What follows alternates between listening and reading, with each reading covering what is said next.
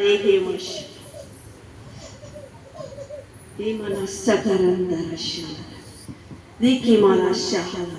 ఒక ఆమెకు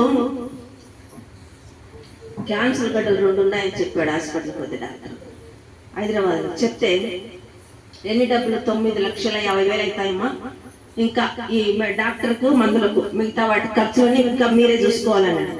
ఆమె మంచి విశ్వాసం వచ్చి ఆ లెటర్ తీసుకొని మెడికల్ అన్ని రాసి వచ్చినటువంటి తీసుకొని వచ్చి ఆ దాని మీద చేయి పెట్టి ఈ 2 క్యాన్సర్ గడ్డలు వేస్తున్నామని క్యాన్సల్ అయిపోవును కాక అదే డబ్బులు తీసుకొచ్చి ఆ 9,50,000 నేను నీ మందిరానికి ఇస్తాను ప్రభా, నన్ను స్వస్థపరచు, నా కత్తి డాక్టర్ వచ్చి నా కడుపు మీద పడకూడదు అని ఆమె ప్రార్థన చేస్తా ఉందంట.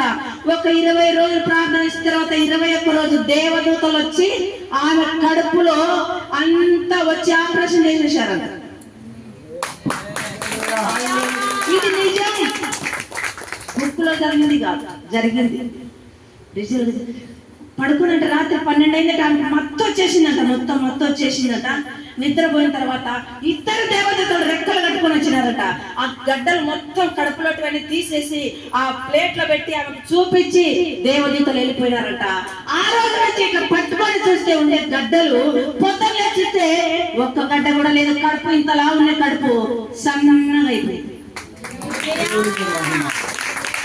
దేవుడి బిడ్డ ఆమె కావాలంటే